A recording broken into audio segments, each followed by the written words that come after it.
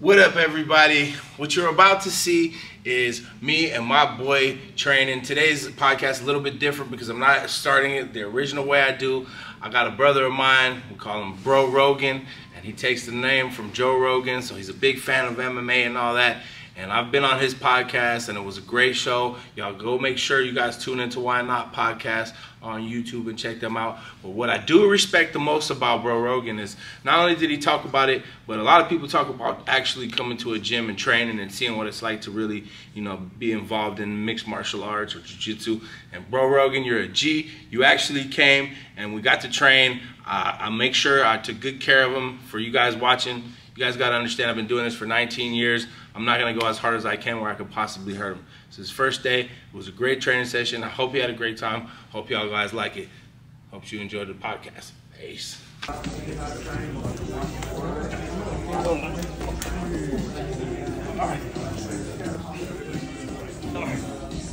Get out to him, buddy.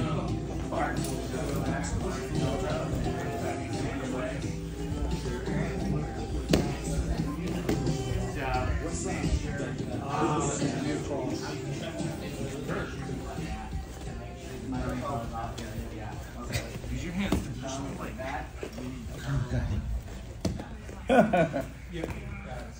So I don't know. Right, that's a good detail because I wasn't really thinking about keeping my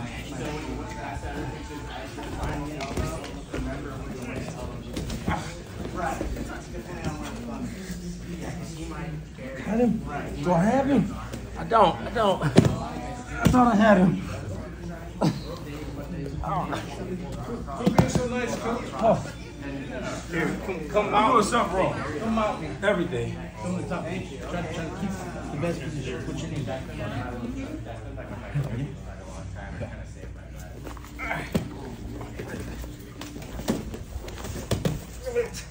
That's too easy. Push me away.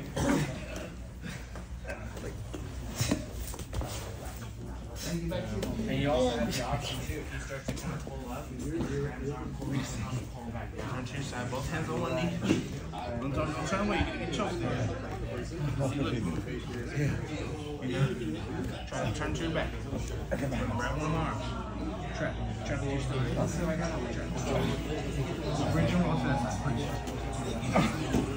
Okay. I'm trying to get around my leg. You practice that today. Push that. Push that down.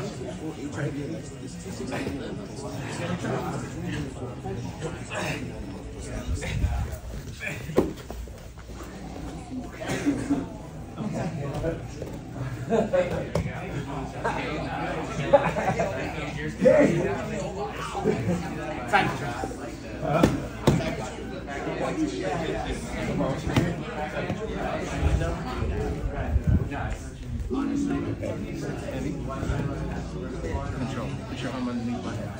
Okay. This arm underneath. Try to be strong. Go. There you go. I'm not trying to. Ooh, wee. Did you see that? Okay. A little bit more. We got A little bit more. A couple more.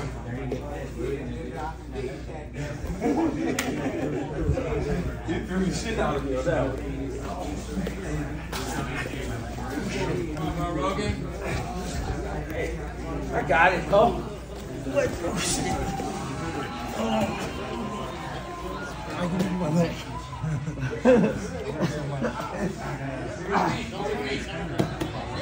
Jesus Christ.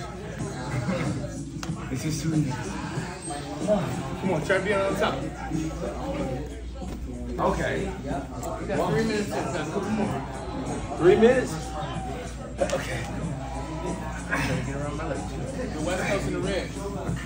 I'm trying to go over the move as I'm on.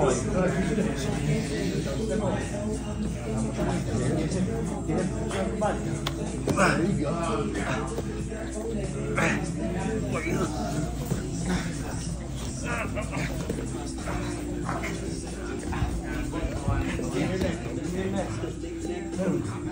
I'm not giving up. I'm not giving up. I'm not tapping. No. I've said that before. Jesus Christ. I said that 12 times on day one. I'm not All right, giving one up. more. I got one more in me. I got one more in me. I got one this one. Come on, take me down. Come on.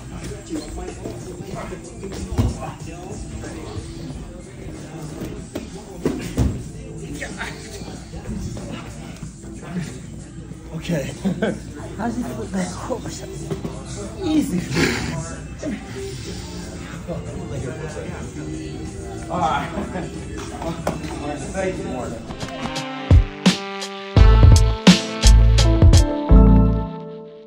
What up, everybody? Welcome to Legacy TV and the Convo podcast. And today I got a very special guest, a good friend of mine, someone that, you know, when I started doing this podcasting stuff, I started with, you know, watching first. And I'm a big watcher of podcasts, and I like to watch a lot of people. I watch different genres too. I watch, you know, from Joe Rogan all the way, you know, I make sure I see what's going on in the hip hop world, the No Jumpers, the Bootleg Cavs, the DJ Vlads. And one of the things that I started watching was the Why Not podcast. Hey, come on, man. And when I saw it, I was like, man, I like the way the guy interviews, how he talks, how he's not on anybody's side. He's just interviewing. He's doing a good job. And I got to see one of the first interviews I watched was with a gentleman by the name of Fo Extra. Hey, that's my guy. Shout out to Fo Extra. Free Fo Extra. Shout out, man. Free the homie. When I watched, I was free to load. I watched the episode, and when I watched that first episode, I was immediately a fan of the podcast. Oh. And it was kind of crazy because I was started to watch you guys' stuff. I watched the one with Corrupt, and I think shortly after that I got a message from you guys, and it was like the message I was waiting for. I would love to come to the podcast. So guys, today I got one of my favorite podcast hosts and a friend, and now I consider a training partner because now we train together as well. My man, Bro Rogan. What's going on? What's going on? What's up, partner? Bro Rogan, like everybody on the podcast knows you as that, but is that your government name? Well, no, actually, my government name is Deshaun. That's my real name. However, when I first started the podcast, I was looking for what to call myself because the last thing I want people to call me is by my first name, which I don't mind because I'm just now starting this shit. So 90% of the people that I do know call me Deshaun or. Well, no, let me take that back. I'm lying. Let me get right into it. I am a guy with 1,000 names, and I'm being honest. If you know my producer in the background, he'll tell you. Like, one side of my family call me Squiley, another side of my family call me Papa, another side of my family call me Goose. I just was one of those kids. And my grandma, rest in peace, used to call me Old Man. So I just had a bunch of different names, but nobody ever called me Deshaun. Only people that called me Deshaun was the guys I went to school with. So that's how, like, but the guys you went to school with. So let's yeah. Good that you said that. So let's start it from there. Okay. So Deshaun, growing up in. I'm from South Central Los Angeles. South Central Los Angeles, one of my favorite places in the world. I was actually. I'm sure many people's favorite places in the world because there's so much good and so much talent and so much beauty that's come out of South Central Los Angeles. I love it. Well, I was actually born in Watts. Now, I don't know if you guys are familiar with Killer King, Martin Luther King Hospital. It's one of the King was the hospital. Yeah, well, I was born in that hospital. My grandparents were looking for better work opportunities, so they moved their kids and themselves here to California, but they're from New Orleans, Louisiana. So my mother and her brothers and all my aunts, uncles, grandparents, they're all from the South. But all of us, my aunts and uncles all had kids, and we were all born in L.A. So I was born in Watts. But then I moved to the west side of the South Central when I was probably Even though I was born in Watts, but I was still living in South Central, like the east side of South Central. But then I moved to the west side of South Central when I was probably like 4. So I've been in South Central that whole time, but that's where it all started in South Central. But what are your memories? What are your memories of growing up, going to elementary school in South Central? Oh, I Los have Angeles? crazy memories. Tell me what was okay. like elementary school at that time. Oh my God. Well, it started off. We all lived in a house together. You know, I don't know if you're familiar with how like black families are. I know how they were in the 80s. Like everyone lived at either their grandparents' house or auntie, but like it was never like we live here, you live. No, we all lived up under one roof. So it was me and I only have one brother. He died a few years ago, rest in peace. But I had him and probably 7 or 8 cousins. Damn. And we all and it was all boys, and they were all older than me. So like I was always the young one up under my older cousins and my older brother. And like growing up, it was just it was tight to me because not only did I have them in the house, but like just back then, and I hate to say this because I don't see this anymore, but like every street you go to, there was 30 kids on the block. So like I can piss my brothers and them off, and they'll be like, "Nigga, get the fuck out my face." I go outside. It's fucking 25 homies I can go play baseball outside with. So like people were playing basketball. Yeah, it was always something. Nobody was inside. Like I'm talking about no one. I'm talking about the old people, the young people, everybody on their porch in their yard. So like that's how it was growing up for me. There was always something to do. There was never nothing. There was never a bored day. You know, that's where it's you know, growing up, like I told you guys when I was on your podcast, you know, most of my kids are their mothers are black. Oh, I didn't know that. All my friends are black. You know what I didn't know that. Most of them, you know, and growing up, like I used to see all my homeboys have families like that, but for me it was completely different. Oh, word. I was the only child. Ooh. So I didn't have people to play with at the house, or you know, I was the only one getting criticized, or the only one by my whole, you know, my aunts, my uncles. I was the only kid. Damn. So for me, I was always looking for people to, you know, play with and be around because I didn't want to be in the house. Right. So like sometimes I'm envious of, you know, that culture of being able to have all of your cousins and hang out like the way, you know, in that culture. Now, and it sounds fun, but let me tell you, it wasn't always fun because you got not only that, not only do we fight, you got to realize, for me, I was easily 6 years younger than all of them.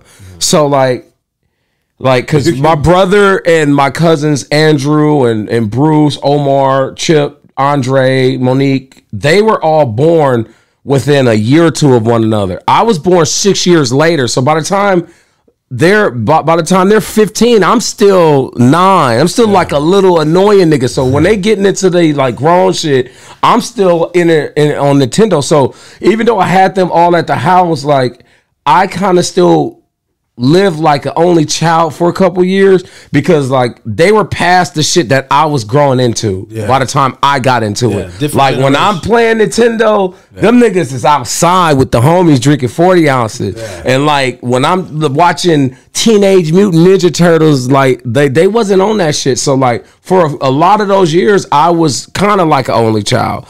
Even though I had homies and shit outside my age, but most of the kids on my street was older people. But by the time I got to be like old enough to go hang out, that's when it really became fun. But like it was you know, it was cool. It wasn't always fun in a house full of people, especially when you were the annoying little young nigga. You know what I'm saying? But it wasn't bad. It wasn't bad. Remember now, like, you know, Los Angeles in general is, you know, has a big following of gangs out there. Oh, that's all I knew. So when you were growing up in the area where you were, that's all I knew. A lot of gangs in the environment. All my friends and family were gang members and drug dealers.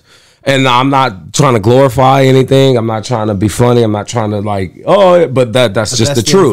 That's just the truth. That's the surroundings. Well, growing up in LA, even to this day, but like really back then in the 80s and the 90s, you born somewhere, you're from there. Yeah.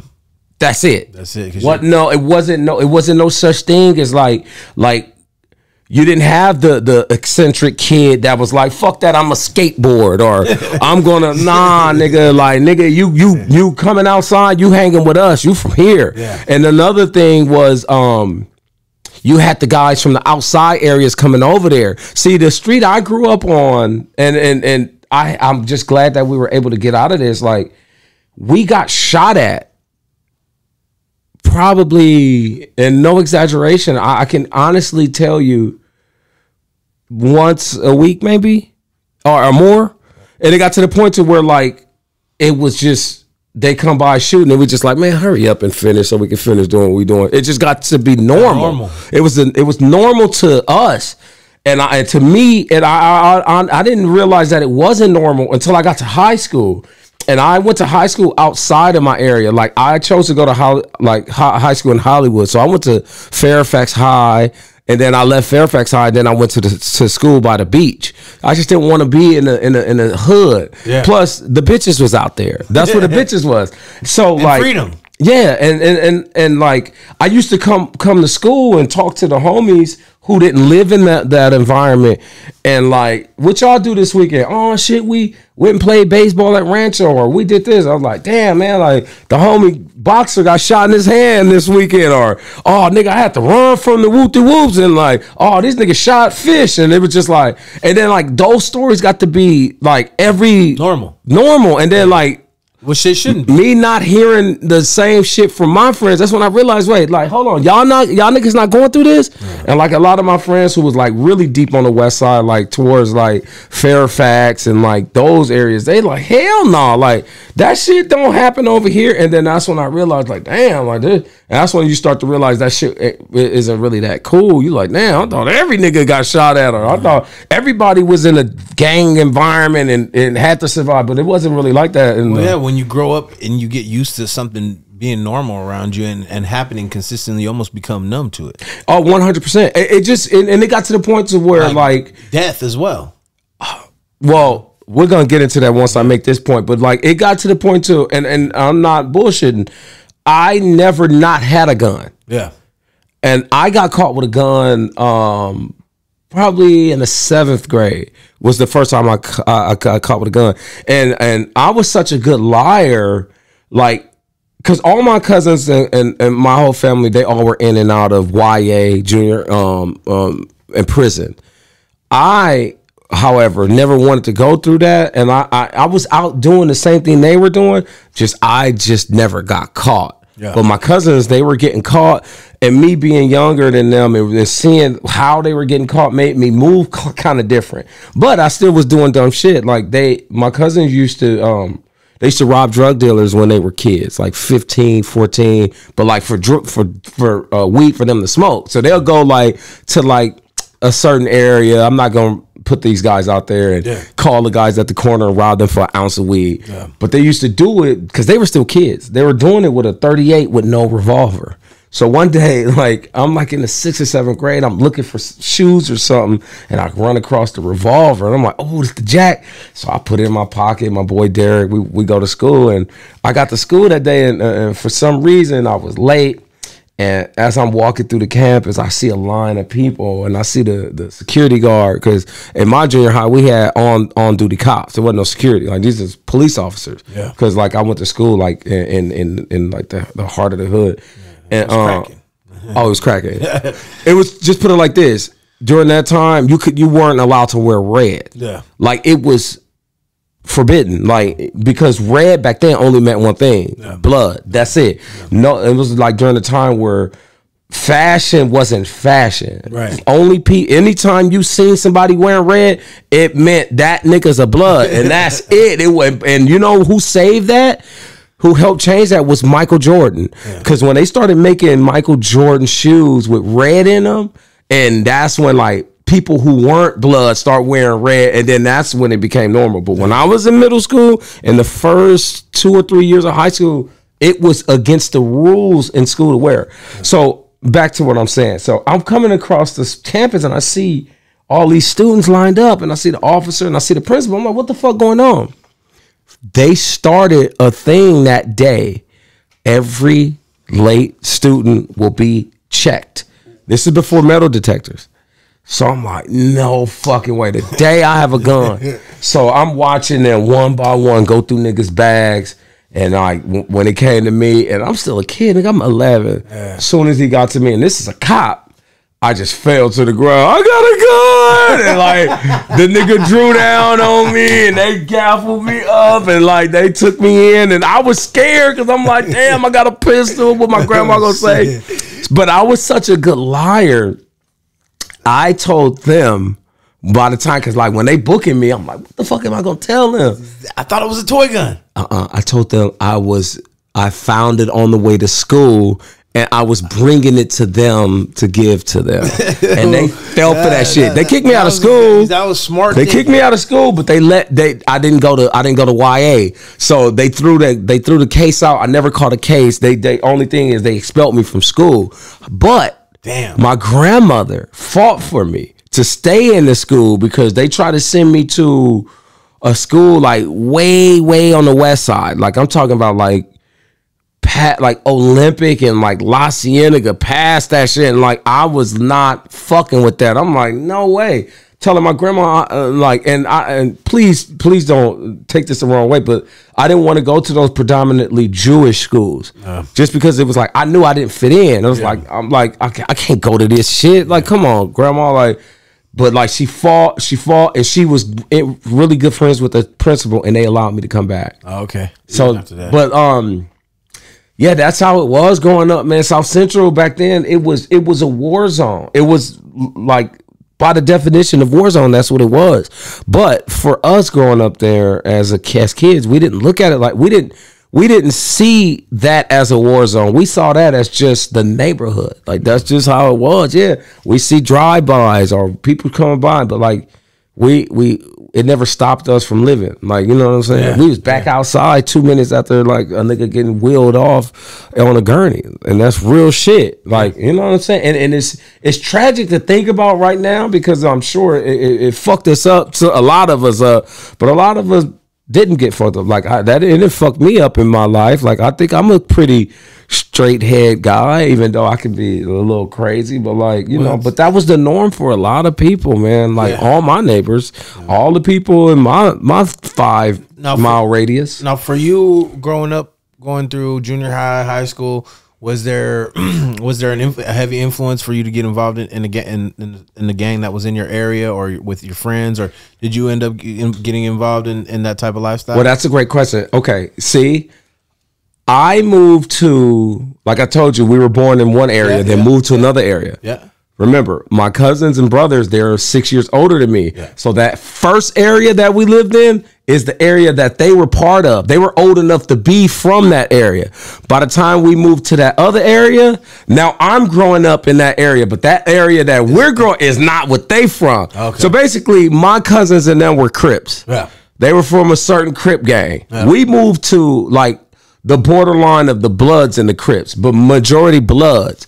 So I'm going to elementary school with kids who brothers and them are Bloods, but my brothers and cousins are Crips. So, but these are my friends. Yes. So I'm friends with the enemies. So like this is like more what I was leaning towards, but I'm like my cousins and them they don't fuck with that. And then another thing, like I thought these guys were my friends. But these are the guys that's coming by trying to shoot us. Yeah. Because they know on that street right there is a gang of Crips. And they in our hood. So when I say that we were getting shot at a lot, that's why. Yeah. Because we were in the middle of a Blood territory, but we're on the street with 30 kids. And all these kids is Crips. Yeah. So the guys who I thought were my friends were the guys who end up shooting. So I never jumped in any of them, because another thing I want to say is I'm a guy, like, I love my family. Like, I'm talking about, like, love. And whenever I have friends, I consider my friends family. If I say you're my friend, I'm basically calling you family. Because I'm one of them dudes, like, I'm just a cool person. And, like, if I like you, we're going to always be cool. And, like, I moved around so much as far as, like, what schools I went to. And I have friends from so many different areas. I could never become just involved with one, because it's like I love them niggas over there too. Yeah. So for me to be from here, that means I'm gonna have to hate these niggas over here, but I can't hate these niggas because I got homies over there. 100%. I got homies over here. I got homies right here. So like that's why I never chose. But my family leaned to one side, which I kind of do, but like I never like got involved with one in particular to be like, this is what I am and this is what I represent, because I couldn't see myself hating. I commend you for that. Yeah, I commend you, because it's hard when you grow up in an environment like that. It's hard to not get yourself influenced, because I'm sure there was a heavy influence for you every day to be involved every day, and and for you to kind of steer clear of that. Is there something that kept you away? Were you into doing other things, like where I was making music? I was a fresh nigga, dressing fly. I'm not gonna even lie. Like that was my whole thing back then. Like I was about the bitches and clothes and music. Like I was always one of those dudes that like I wanted to go to the Beverly. I didn't want to go to the Slauson Swap Meet. I'm going to the Beverly Center. I'm trying to get some fresh. Like every day I wanted to be fresh. And like I just didn't have time for the bullshit, because the fun shit for me was getting dressed and fucking with these bitches. Yeah. And I as crazy as that sound, but like that's really what it was, because like I didn't want to be posted on the block with the homies. It don't sound crazy, because I think deep down that's what everybody wants. Well, yeah, but like back then, like it was like it was a certain uniform and a certain mentality you had to have back then to be all the way affiliated, and like that wasn't my mentality. It's different, a lot different now. We got all these guys that's like fashionistas and like I want to try, but back then it was like, nigga, we on a block and that's it. Like nigga, we posted or we riding on enemies. And that's what the whole gang shit was for me growing up, and for me, I just it wasn't my interest. Like even though I carried a gun everywhere I went and I was always with the business. Like, man, I got other shit I want to do, bro. Like, honestly, I don't want to be in jail. I don't want to be. And that's another thing. I did not want to go to, but you know, I didn't want to go to jail. Did you ever end up getting locked up? As I did. Yeah, I did, but not as a juvenile, but as an adult. Yeah, but like, you got to remember too. Like, I lived my whole childhood is me and my family going back and forth visiting cousins, uncles, aunts. In YA in the pen, like so, like I like every time they came home, they came to my where I live. Yeah. So and like I'm talking about, like, you know, I remember when I was a kid, like going to camp, and you know camps were split. I know, you know, you got the boys on this side, the girls on this side, and like we used to go to camp to go see 3 of my cousins in the boys side, go see 2 cousins that's on the girls side, like the whole trip. So it was like, I'm like, damn, and just, you know, so I remember one of my cousins, she was pregnant in there. She had a child at 15 when she was in camp, and like that was just that kind of shit to me. I was just like, I had so much shit going on as a kid. Like another thing, I was a spoiled kid. You know what I'm saying? Like I had everything. Because like my mom, and this, I'm not using this as an excuse, but I'm sure it was to keep me sane, because my mom was murdered when I was 2 by a drunk driver. Damn. And like I used to get government checks from that, and like instead of my grandma, you know, a lot of people in the hood would take that money and no, my grandma was making sure like, no, nigga, like this is your money. I'm gonna make sure you got everything you want. So I never not had anything. Like I was one of those spoiled kids that had all the toys, had all the video games, and so like that shit kept me busy, and that shit kept me from really fucking up. Yeah. Even though I was fucking up, back to what I said earlier, like I did all the same shit these niggas did. Like I used to steal cars. We used to fucking like rob registers. Like we popped that nigga. Like, but I just, God grace, I never was one of those ones that got caught. Yeah. But then certain shit started happening. Then I started getting caught. But like, yeah, no, I avoided a lot of bullshit. Were you doing any, like, were you playing any sports growing up or absolutely like that? What were you into playing sports? Well, my first sport, and it's my number one love today, is baseball. Like to me, I am. No, I can't say one but I am one of the biggest baseball fans you will ever meet in your life. Yeah? Like, I'm one of those dudes. I can sit there and I still think it's crazy when people tell me they can't watch baseball. A lot of people think it's boring. A lot of people. A lot. You know how many people tell me they can't watch baseball? Most of 90% of my friends. They're like, nigga, but me, I Dodgers all day long. I got it on my face. No, but all day long. I think I have a. Tell me how happy you got when y'all got Shohei Ohtani though. Man, I have not stopped smiling. Like sometimes, like if someone pissed me off, if like in traffic or someone say some, all I do is to cheer myself up. I just say Shohei. Yeah. Like honestly, because I'm like, gonna tell you a funny story real quick, bro. Go ahead. I never watched baseball. I never really got into it. My son started playing the video game. And it was the year where Tatis was on the cover, and so I started playing. I wanted to see who this Tatis guy was, so I picked him. I started liking the game, so I'm starting to play, and I'm only playing as the Padres. That's why I know I was gonna say this to him. So that year, I ended up. So I'm like, man, who's this Manny Machado guy? And oh my god! And then I look him up on YouTube, and then I see him fighting and shit. I'm like, wait a second, I like this dude. Oh, he's and so I start watching the Padres. I watched them, and we beat y'all that year. We took y'all out the whole series, and all my friends were Dodgers. That happened. No, that happened. And I was like, what? And that was my first year watching the Dodgers. But then after they lost, I retired from watching baseball. Well, like I said, like that was I was a baseball fan from the start. I love the sport. So that's the first sport I started playing. Yeah, I started playing in I think 7th grade. Were you good? Like, no, I'm lying. I started playing in 4th grade. Was it 4th? I was young. Oh, was I good? Yeah. And like, not to be like that, but like I was really athletic as a kid. So that was my first sport. And then like when I got to junior high school, most of the kids at my junior high were basketball fans. Me, I liked the Lakers, but I did not play basketball. Yeah.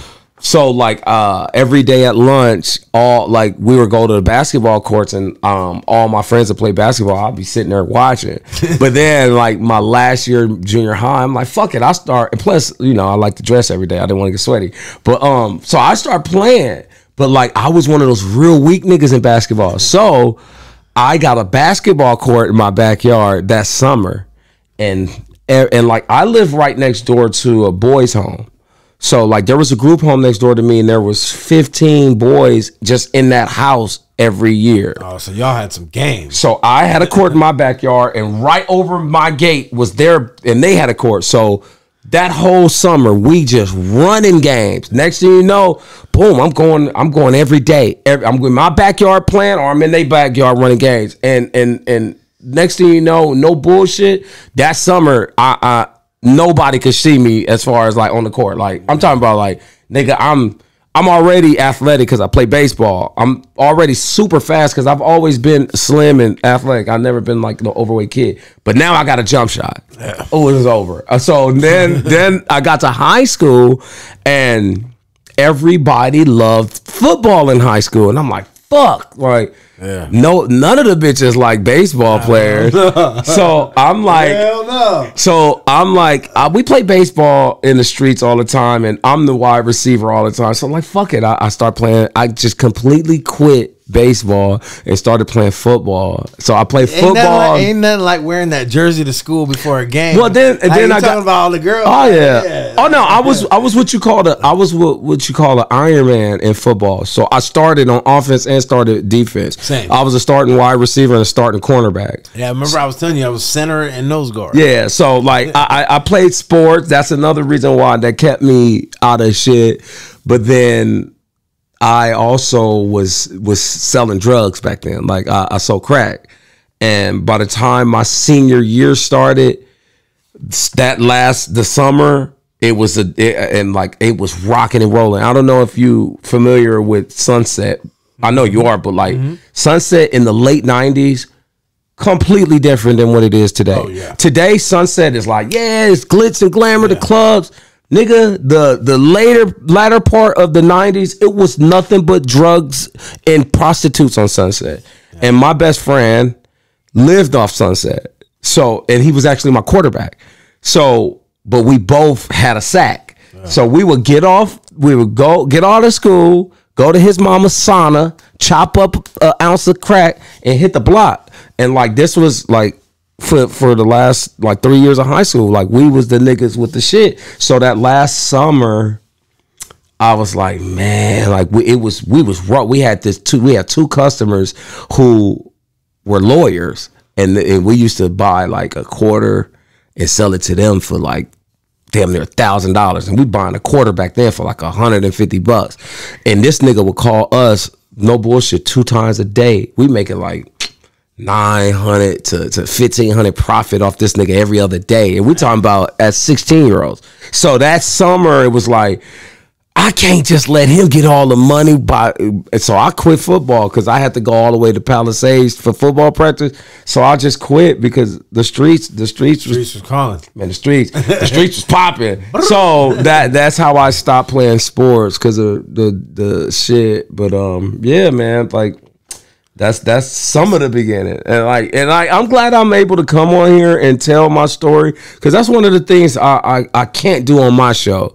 Because I don't like to make my show about me, even though I'm still learning, and it's like I fall into the habit of mentioning me a lot, because every story reminds me of something. Well, you got to put your pieces in there, because I have lived a life that's it's like, and like a lot of people say this, but like it's kind of like a movie, because there was always not just events but huge events. Yeah, you know what I'm saying? Like I remember I got my first house when I was 20, and all my cousins moved, all my homies and them moved into my house, and it was just like, we used to call it the frat house, and like there was nothing but party and bullshit every day. Even though I had a job, it was nothing but party and bullshit, and then like it was just so much shit going on, and it was just good time. It's good memories. It's some good shit. Like. It's some good shit in there. Some bad shit too, but it's some good shit, man. It just, but the good shit and the bad shit, it shapes you to the person that you become today. It did, and that actually allowed me to start taking like life as a man serious, because like I was still doing street shit. I was still dabbling in the drug culture, and I had just got out of jail. I was actually out of jail on bail, and I did some shit, some janky shit, and it came back to me, and I got my jaw broken in 3 different places, and like I almost died, and it was over some drug shit. And that's when I was like, when I got out the hospital and shit, I'm sitting there looking at myself in the mirror, my face is this big and my fucking jaw wire shut. I'm like, damn, like this all happened because of me. Like I put myself in this position. Like if I wasn't doing dumb shit wouldn't happen to me. And I was only 21, but I was able to realize that, man. And I'm like, man, I'm done with this shit, bro. So then like I got into a hold on. Let's stop right there. It's sad to say that this happens to a lot of people and they lose their life. Yes. Before they get the chance 100% to make that realization. 100%. And it's like I've seen it with a lot of my friends growing up, and I've seen it with a lot of people. And it's like you don't realize the situations you put yourself into until it's too late sometimes. 100%. You know what I'm saying? And it's those moments when you're like calling out to God and apologizing. I remember, it really I remember I told you the last time I went to jail, and I don't want to talk about me too much, but I really realized when I was in jail and looking at my kids' pictures on the top of the bunk, and knowing that I'm the only parent that they have too. Damn. And I'm in jail, right? It made me realize that like nothing is worth being in there. No, man, nobody. It's the worst. It's the worst shit ever. Yeah, it's the worst shit ever. It's sad to see people get into positions where they almost lose their life behind drugs, or they end up in jail for the rest of their life, right, behind drugs. And I was, like I said, I was always one of those guys. I observe things and I watch people go through the shit that I don't want to go through. So I try to do shit different, even though like I'm selling drugs. The people I knew who got caught selling drugs stayed at one place, or they did it out of their house. So I try to do shit different. But like when that shit happened to me, one of my cousins, he moved to Arkansas to sell drugs, and he was moving a lot of weight, and people out of that state didn't like it, and they murdered him.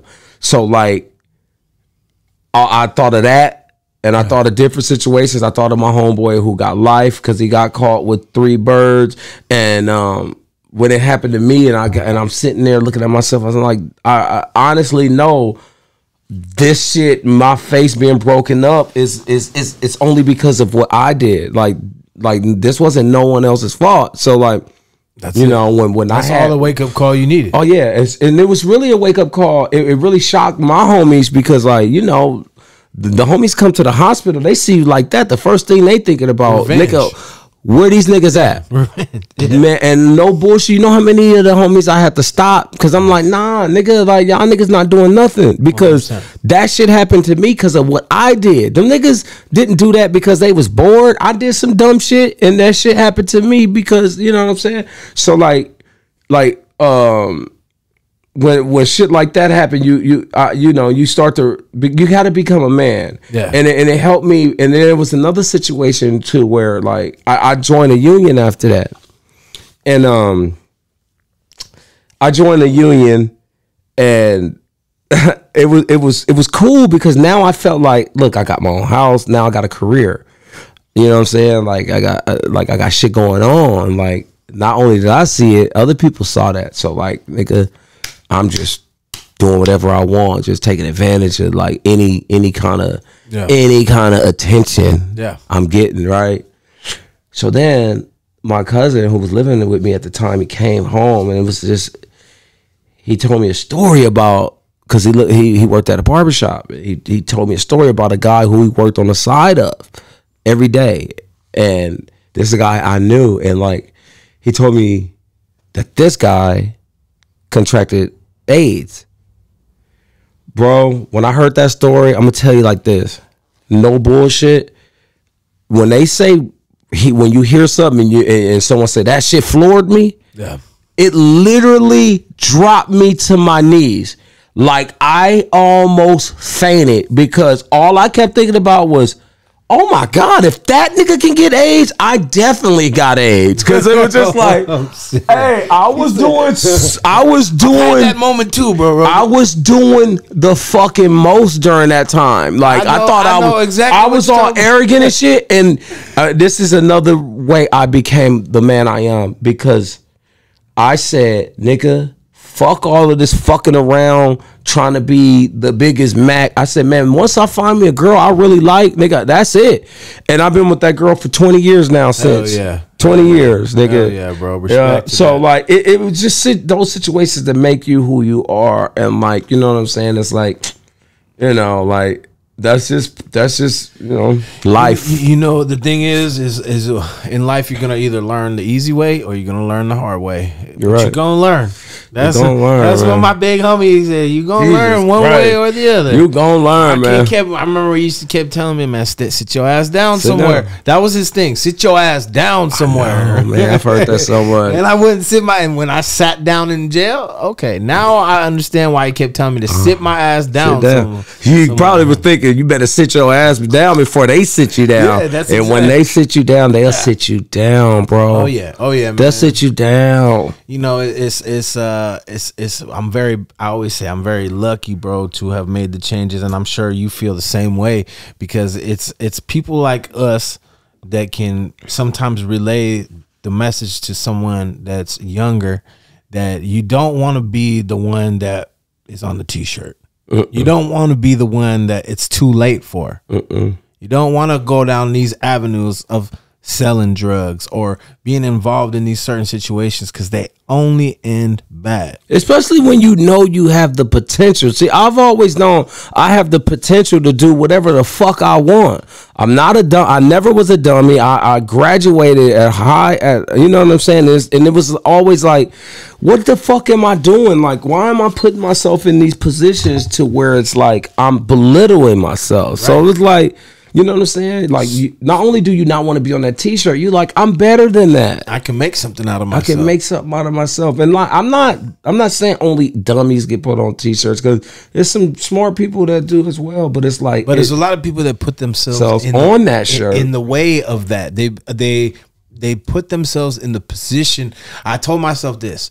I'm gonna do my best to never put myself in a position that I could be taken away from my kids. Yeah, no. Whether it be jail or death or anything to be taken away from my loved ones, there's nothing worth it. I know, man. It's just not.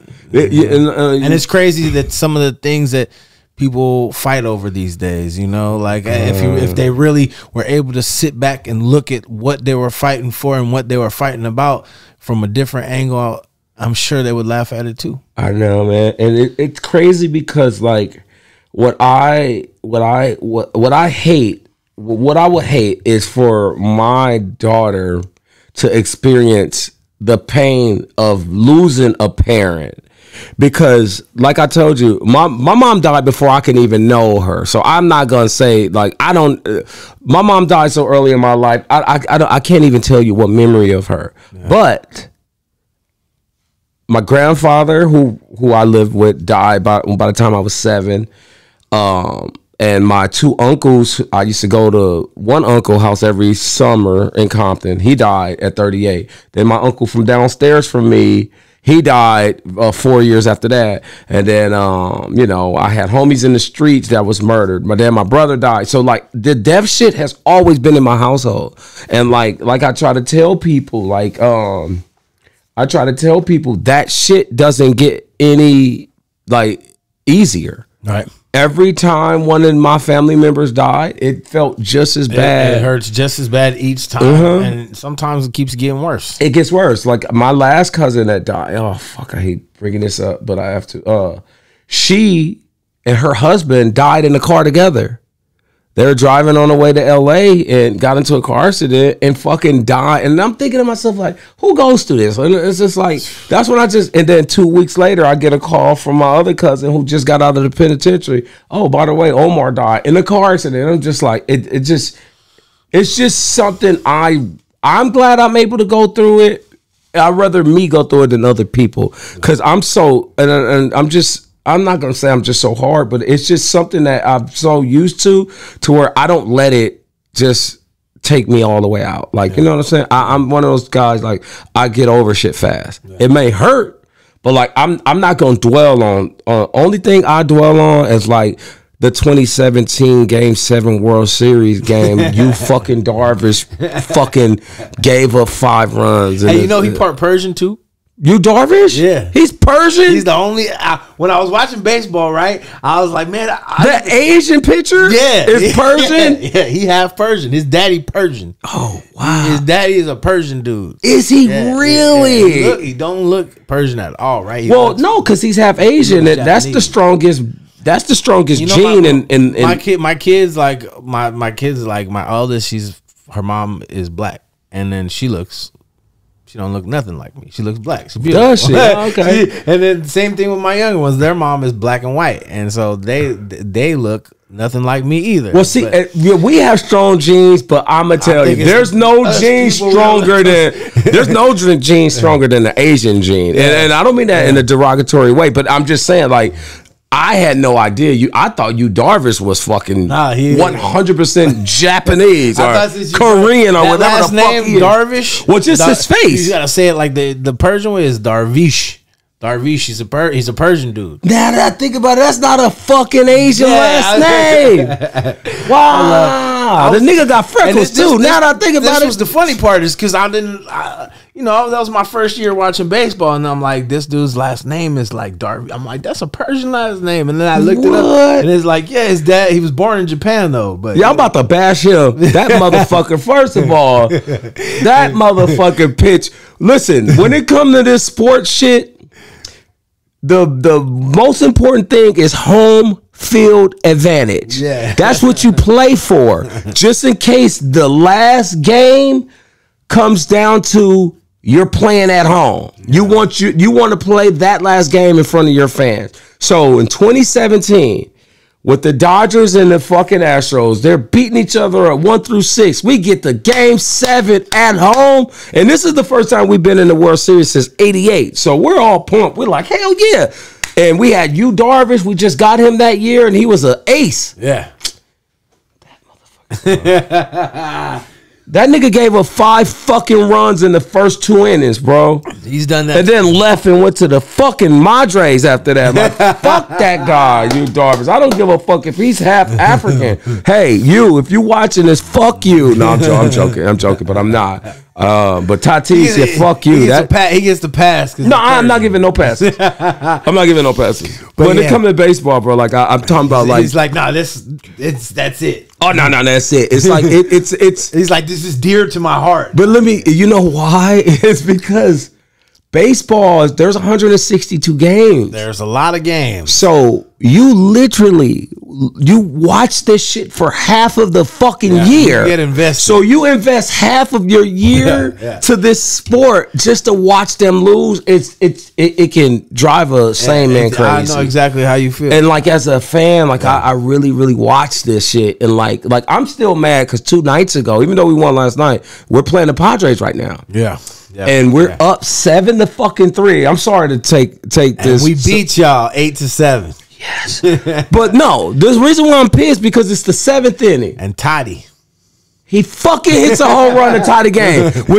See, if you know as a baseball fan, if first base is open and you got a guy at the plate that can hit a home run to tie or take the lead, walk him. You walk this nigga. Yeah. They didn't walk him, and he hit the fucking game time. Of course he did. Of course he did. So let's get it. Let me ask you something. Yeah. And I know this is your show, but yeah, of course. I had my first MMA session today. Yes. It was awesome. It was awesome. I'm glad you came, bro. You know, and to be so cool about it, and to be humble and come in there, and you know, I hope I'm humbled. I hope you enjoyed it. I am humbled.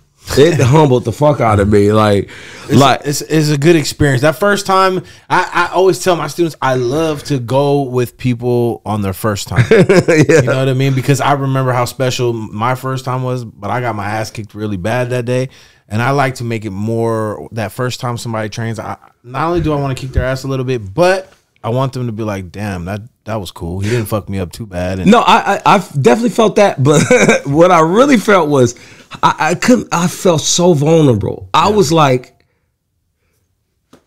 I could do. I felt like I couldn't do shit. No, yeah, and like to have a man straddling you, and you're on your back, and you looking up at this nigga, and you can like see in his eye that he can do whatever the fuck. It made me. I'm like, damn, so is this how Diddy made niggas feel? Like, I really felt like that. Like, I'm like, damn, like, this nigga, he got me. Yeah. Please don't hurt me. No, the crazy thing about it is, bro, is when I was telling, like, during the training session, for those that, you know, didn't hear this part of it, if we don't put it on the podcast, I was telling everybody, like, it doesn't matter how big or strong or the person's on steroids or what situation, how angry they are. I've never, once I got to like a purple brown belt level of jiu-jitsu, I've never felt like anyone could give me an issue if they didn't train. Okay. You know what I mean? Like no matter what God gifted advantages they have, if they don't train, I will do what I want to them. And see, this is really which I already knew, and I tell my girl and my daughter this all the time because, like, I've never been a scary nigga. Like, I'm what would you call a firecracker? Like, I'm always ready to go just because that's how I naturally am. But I always tell my girl and my daughter, man, I gotta chill out. Yeah, I gotta chill out because, like, I'm quick to go off on people. Like, I'm quick to jump off the porch. Yeah, but now that I watch, and I've been watching mixed martial arts for years. I always say, damn, I better chill because I'm going to fuck around and run into one of these niggas. And this was my first time actually running into one of you niggas, even though it was all class. Yeah. And now I really, really know. I already knew, like, damn, if I'm running this one of these training ass niggas, because, like, at the end of the day, as a man, we all think, nigga, we tough. Yeah. But, like, reality, nigga, I haven't had a fight since, nigga, I was probably 20. Yeah. So it's like, you can't just think you gonna beat a nigga up because you confident. Yeah. And there's a lot of people that, you know, get in fights in streets and stuff and think they know how to fight, and because they beat people up that don't know how to fight, and they think they're very tough. And I've seen that, you know, throughout the years.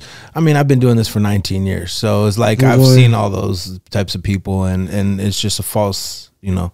But this class just showed me how easy it is for someone like me to get wrapped up into a pretzel. Yes. A literal pretzel. Like, there were certain parts where I was like, fuck. I couldn't even I'll let you know if in some of those positions, like when you don't know what to do, you're not gonna go nowhere. You're done. You're in big, and a guy that knows what they're doing in those positions. Yeah, it's bad. It's bad. That's why, you know, like even though I'm good at the stuff, you see, I'm always carry myself humbly. I don't I'll beat everybody up. I don't talk like that. It's not, I wouldn't look at any fighter or coach that acted that way with respect. But when I see someone like carry themselves, you know, confidently, it's because of the training that I can be confident in that. Right. And yeah, bro, it's like I don't look at it the way you do. Like I remember that first day, because for me it was the same thing. Right. Except I was in a place where there were all professional fighters, and Christ. everybody tried to fuck me up. I know. And I did. So you did today. Well, we did like 5 minutes. All right, 5-6 minutes. I did 30 minutes my first day of just fighting different. Your first day? First day, yeah. Now, had you already done? So this is your first time. My first day was not a seminar like today. It was a regular class where I did the warm-ups. You do warm-ups. The teacher teaches you some techniques. You practice the techniques, and then you spar for 30 minutes. Now, answer this, because this is another thing that probably held me back too. Yeah.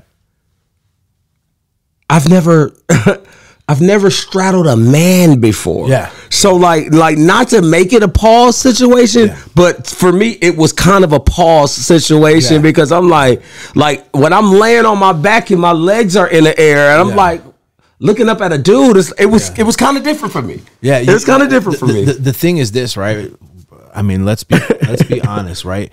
If a human being comes across me and we're in a fight situation and they don't know how to grapple or wrestle, I'm gonna put them in the most uncomfortable, worst, degrading position.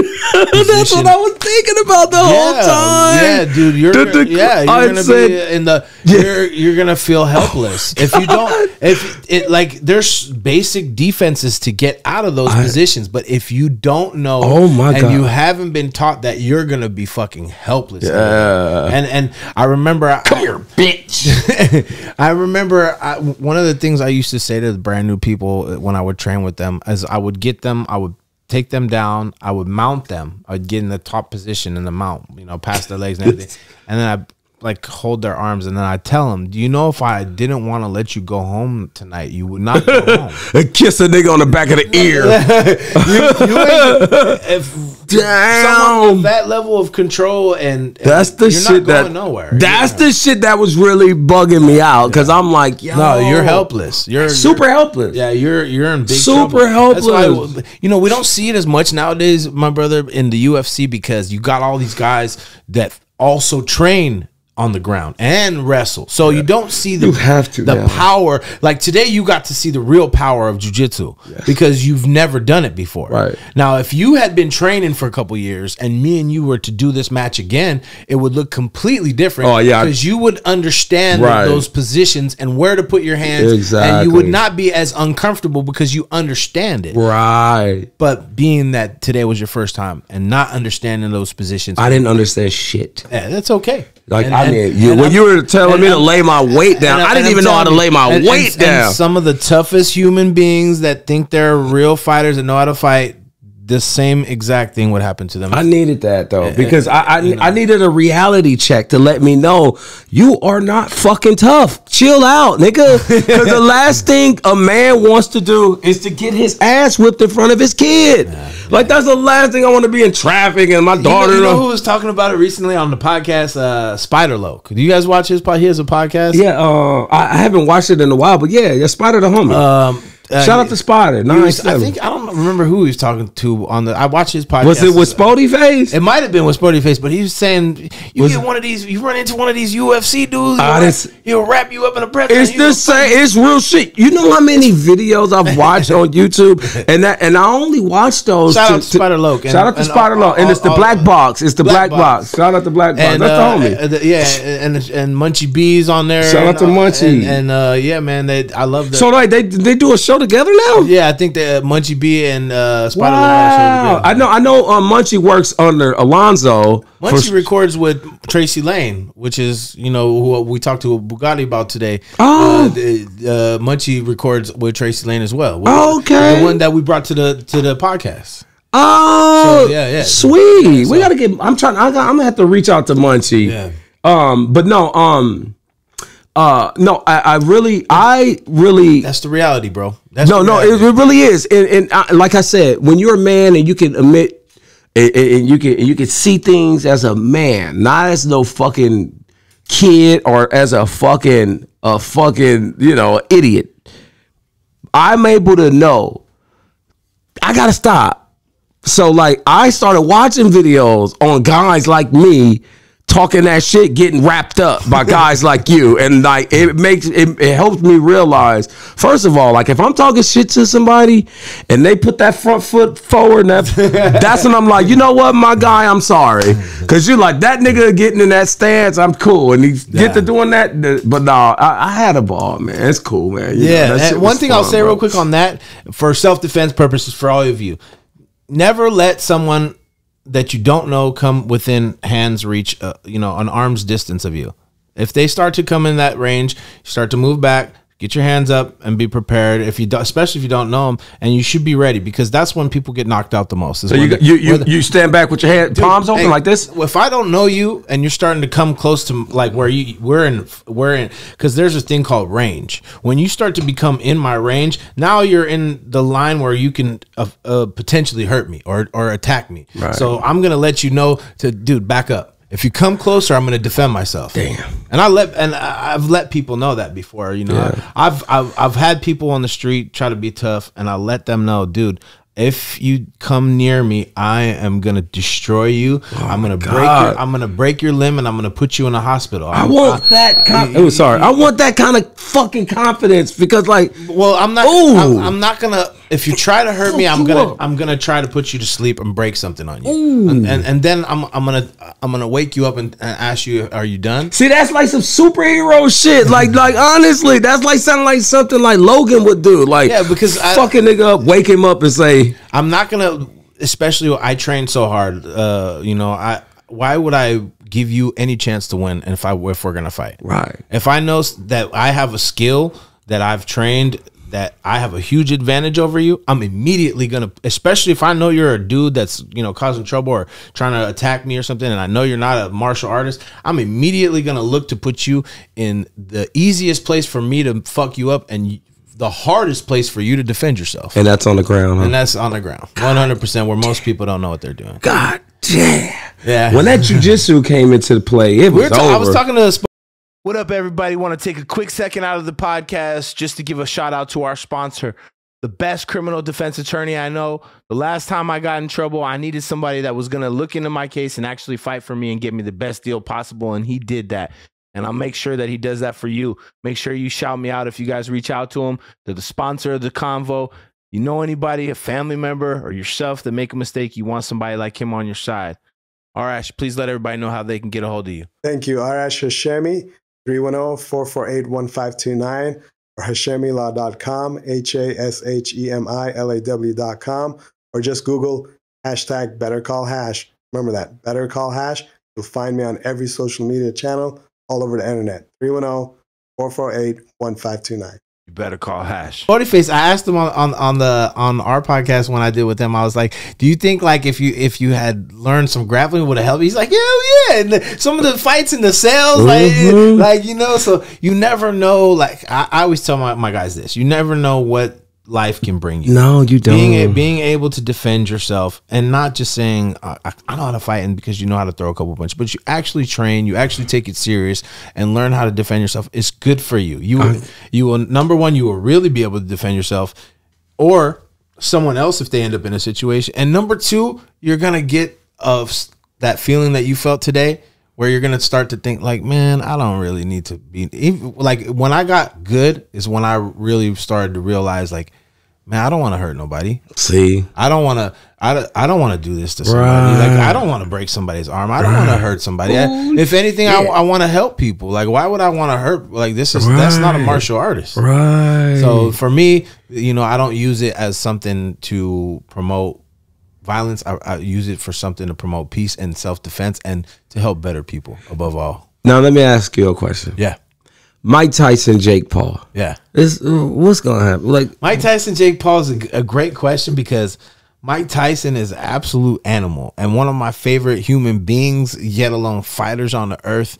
But you know, I have students that get up in age. You know, and Father Time wins every time. Is undefeated. Yeah. Is undefeated. No matter what you do, no matter what sport you play, age makes a difference. There's a reason why you don't see football players as too many of them past their 30s. There's a reason why only a few of the greatest basketball players made it past their 30s. There's a reason why the best fighters are all in their 20s. Right. You know, there's a reason. The sports and fighting is a young man's game, and it always will be. And the world is a young man's game. And so is sports and except music. Oh, you're right. Yeah. Hey, Rolling Stone. Hey, come on. Tell me Louis Armstrong didn't make it when he was young. Hey, man, tell me the fucking Rolling Stones just put out an album 2 months ago. Them niggas is 89 years old each. So now that you asked me that, let's bring it back to you because it's not about me today, my brother. Just answer me this. Yeah. Mike Tyson's getting fucked up by the Paul kid? I can't say that. Okay, go ahead. Even if I wanted to say it, because I thought I could never say that because I couldn't either. But let me just tell you this: I'm worried. I'm worried. You know what I hope is? I hope you know that number one, he's healthy, and that's all I care about. I want to see more of Mike Tyson. I don't know why he's doing this. Yeah, I don't know. But what's he getting paid to do this? He's definitely getting paid a lot of money. Okay, so whatever it is, it must be worth it because I would do it. I would fight both of them. I would too. I would fight. You could put both of them in the ring, and I heard he pays well. That Paul kid. I would love to fight Jake Paul. Like if I ever had a chance to do an MMA fight, he's not fighting no regular. He's not going to do MMA. No, well, not just that. I think he's only fighting people he knows he could beat. Yeah, like it's in the exhibition. Plus, it's like and he controls it. It's like he controls the So it's all good. But let's get back to you a little bit because we're getting closer towards this hour mark. I gotta get on this freeway. Come on. What led you into doing what you're doing? The Why Not podcast is something special, and I really believe this. And I'm behind you guys. I'm behind the guests that you've had on. I think you're doing big things out there, and like I see your area, I see your spot, I see how you're growing, I see the guests you have on. Amazing podcast, great interviewer. Thank you. What kind of brought you into this? Okay, if we can start there real quick. Let's. I couldn't wait to get to this part. And then what's the goal as well? What made you want to get into this? And I know what you're doing. I know how you're trying to uplift your community. I can see you bringing all these various artists from your area, which I think is amazing. Mm-hmm. And what made you want to start this? And what's the goal with the podcast, and what can we look forward? Okay, great question. So to answer the first part of the question, I started because like I told you, I joined the union, right? So I had a contract with Kaiser Permanente, and the company I work for, we had to switch from regular key entry to keyless entry. So we would have to go in to Kaiser, and I had 144 different Kaisers to do. I had to go in, cut a hole in the wall, let the electrician.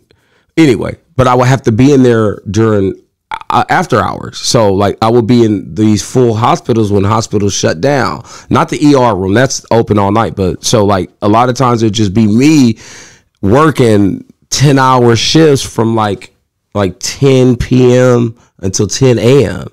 and or even earlier than that, and like it was boring. Like it'd be quiet as a motherfucker. So like I'm one of those guys. Like I like talk radio. Yeah. Once I got to a certain age, like rap music was boring to me. I ain't gonna even lie. So I listened to a lot of sports radio and comedy. Yeah. And then that led me to listening to different people. That helped. I discovered Joe Rogan. Yeah, that's why I patent my shit, Bro Rogan, because like he's everything to me. Yeah. But what led me to him, there was a guy. I started getting recommendations on my YouTube because all the comedy shit that I was listening to it off of YouTube. So next thing you know, I started getting these recommendations, and then there was a clip of a guy named Joey Diaz that was on Joe Rogan's show. And he told a story about how grimy Sunset used to be. Yeah. And then he spoke about a white guy named White Lightning. Now, let me tell you a story about White Lightning. When I was out selling drugs, White Lightning was our weed dealer. Oh, shit. So, not to get too much into detail because I want to incriminate myself, even though I had nothing to do with this shit. One night, I'm on the block. White Lightning was a DJ. He was a white guy who DJ reggae clubs. I don't give a fuck, I'll tell you. And we had already bought like 3 eighths from him because we used to be up for 2-3 days. You know what I'm saying? And me and my partner were walking down La Brea, and we see one of our homeboys, Vovo. What's up, Vovo? And he like, yo, y'all got some weed? We like, nah, we just smoked the last one. He like, fuck it, call White Lightning. And we called him, and he had just got back home from a gig, and he told us no.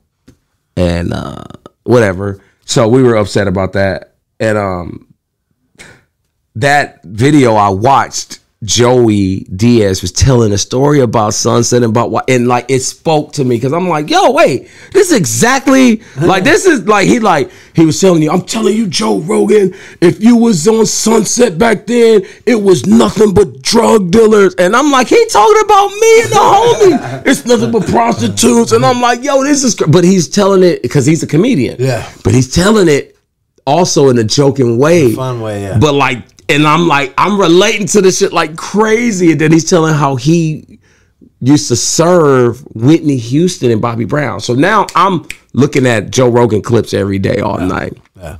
So then I started discovering other podcasts. And then as I'm listening, podcasting was still kind of small, but then like there was a certain amount of people doing it.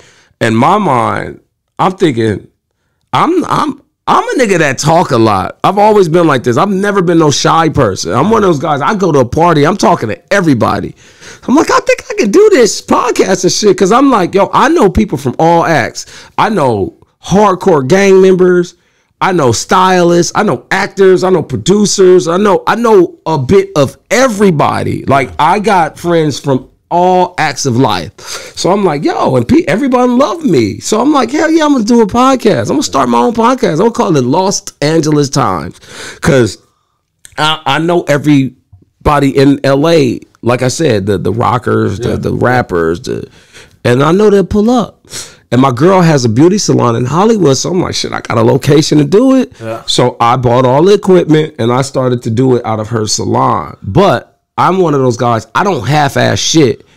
I don't do nothing half-ass. So my intentions was to put it out, to record it, have it edited, put out clips, do it the right way. Do it how the niggas who I watch do it. Yeah. However, the guy that I hired to be my camera guy, he was a meth head. So he didn't come by the days, he would leave me hanging. And I never wanted to be anything other than the talent. Yeah. Even though it's my equipment, man, I don't want to do none of that behind the scenes shit. And that's not me being lazy. That's just me knowing what I don't want to do. Yeah. So I'm like, fuck that. So I used to, like, the few that I shot, I did it from my laptop. It was live. So I had one guest on there, and after we filmed, I shut my laptop down. I said, I'm never fucking doing this shit ever again until I can do it all the way right. Yeah. I didn't like doing it out of her salon. I didn't like doing it without my own producer. So I waited until I got all the way, till I felt and it took me probably 5-6 years until I finally was like, yo, now I'm ready. I got the location. I trademarked the name. I came up with a different name. I trademarked it. I found a guy who not only can shoot the video, who can edit it, who was down, and then that's when I just took off. Yeah. I said, now I can do it the right way. Yeah. And that's how I ended up doing it again. And as you can see, like I came into it like really, really prepared. Like I said, I got my merch, I trademarked and then I got the studio. Yeah, it's amazing. And then to answer the second question, what I see in the future, is that what you said, or what's the end goal? What's the goal? Well, I mean, the goal is the goal for me is to continue doing what I'm doing. You're putting on for your area. You're giving the talent out there a voice, Right. You know, giving them a platform to come and tell their story, get their music out there, which I think is amazing, bro. And what my end goal is, I don't want to just be more than just a podcast. That's what it is, but I also want to have like a tiny desk section of my podcast where people just come in and do music. I also want to do comedy on my podcast where guys come and they do a comedy hour. I also want to do, you know, mixed martial arts seminars. So like, I know with my location, you be able to do that I'm able to do multiple things there, and that's what the future of Why Not is, and that's what it's gonna be. Hell yeah. And that's where it's on its way to. Hell for sure. Yeah. Why Not podcast? For sure. Man. I'm glad to see it, bro. I think you've got some amazing guests on there so far. Yes, sir. Shout out to shout out to all my guests, man. Definitely some big ones that have like I always said, the beginning ones that I watched was the one with 4 Extra, the one with Corrupt. Well, wait till you see this season that's coming up now. Shout out to Spody Face. Shout out to Spody Face. Shout out to 4 Extra. But this season that we just started shooting the other day, we started off with a big guest. We started off with Ross. Freeway Rick Ross. Y'all make sure you go check that out. Yeah, that one's not out yet, but it's coming soon. And we got a lot more guests lined up for that season. It's a big interview. That's a big interview, bro.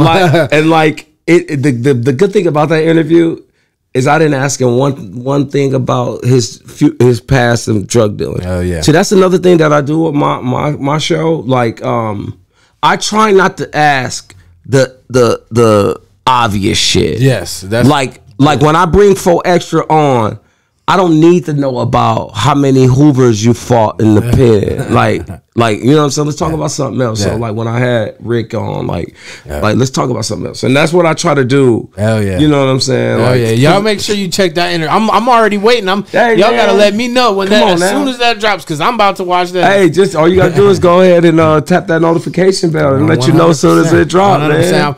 Brother, I'm a fan of what you're doing. Thank you. I think sky's the limit for you. The people you got behind you, the people that you got around you. Thanks. You know, I'm part of the family. I feel the same way as you. I'm part of the Why Not family. I consider myself part of the family. I don't mean to cut you off, but I like what you're doing with your shit too, man. Believe me, we watch you here and we support you full-heartedly at the Why Not podcast, bro.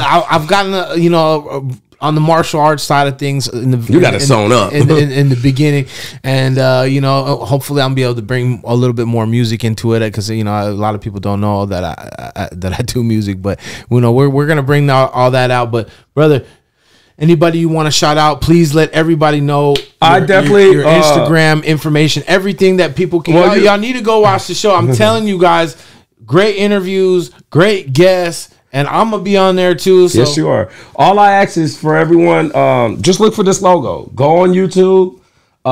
It's Why Not Podcast. On Instagram. On Instagram, we're _ Why Not Pod. I'm _ at Bro Rogan. And just tap in, man. Follow us. Shout out to the team. Shout out to Hoff, the director. Shout out to Polo Kings of Los Angeles. Shout out to Z to the P. Anyone else that I forgot, I'm sorry. And shout out to Laura Sanko, man. Hell yeah. Guys, another great episode. Shout out to my brother. Shout out to Hoss here behind the scenes from the Why Not Podcast. The whole Why Not Podcast family. Yes, much love. Tune into the show. I'm telling you guys, one of my favorite podcasts to watch. Y'all check them out. Bro Rogan, make sure you follow him. My brother right here. Thank you.